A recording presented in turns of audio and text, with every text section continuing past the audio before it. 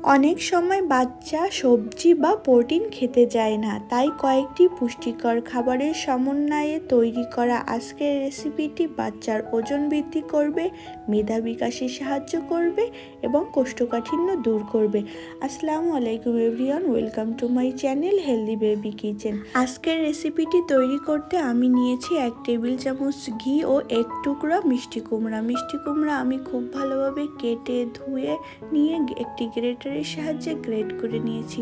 খুব ভালোভাবে মিষ্টি কুমড়া হালকা আঁচে ভেজে নিতে হবে। দিয়ে দিচ্ছি একটি এলাচ, এলাচের মুখটি আমি হালকা ফেটে দিয়েছি।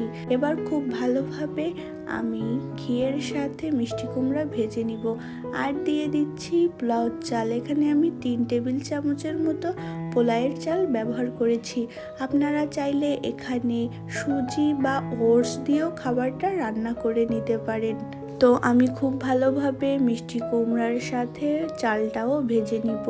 মিষ্টি কুমড়াতে রয়েছে প্রচুর পরিমাণ ভিটামিন এ এবং ফাইবার, যা বাচ্চার চোখের জ্যোতি বাড়ায় এবং হজমে সাহায্য করে। এই পর্যায়ে আমি দিয়ে দিচ্ছি 1 কাপ পরিমাণে লিকুইড আগে থেকে জাল করে নেওয়া গরুর দুধ। আপনারা চাইলে এই পর্যায়ে পানি দিয়েও খাবারটা রান্না করে নিতে পারেন। আর দিচ্ছি সামান্য পরিমাণের লবণ।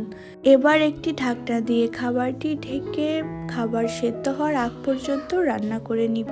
আর মাঝে মাঝে 2-3 বার ঢাকনা খুলে খাবারটি হালকা নেড়ে দিব যেন তলায় লেগে না যায়।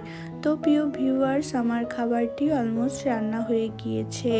আপনাদের খুবই গুরুত্বপূর্ণ কিছু কথা বলে রাখি, আপনার বাচ্চার বয়স যদি 1 বছরের নিচে হয় তাহলে গরুর দুধ বা লবণ ব্যবহার করবেন না। তো প্রিয় ভিউয়ার্স, এই পর্যায়ে আমি এলাচটি তুলে ফেলে দিচ্ছি।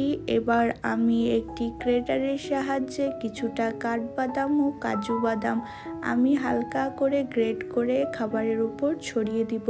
আপনারা চাইলে এই পর্যায়ে বাদাম গুঁড়াও ব্যবহার করতে পারেন। আমার যেহেতু গুঁড়াটা এখন হাতের কাছে নাই, এই জন্য আমি এইভাবে গ্রেট করে বাচ্চার খাবারের উপর দিয়ে দিচ্ছি।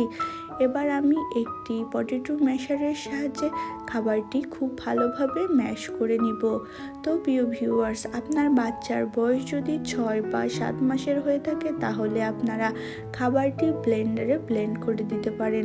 তবে আমার বাচ্চার বয়স যেহেতু 1 বছর হয়ে গিয়েছে, এই জন্য আমি খাবারটি ম্যাশ করে খাওয়াচ্ছি। তো আপনারা চাইলে খাবারটি আরেকটু সুস্বাদু করতে তাল মিষ্টিও অ্যাড করতে পারেন। তো প্রিয় ভিউয়ার্স, তৈরি হয়ে গেল ভীষণ মজাদার, শিশুদের জন্য সুস্বাদু একটি পুষ্টিকর নাস্তার রেসিপি।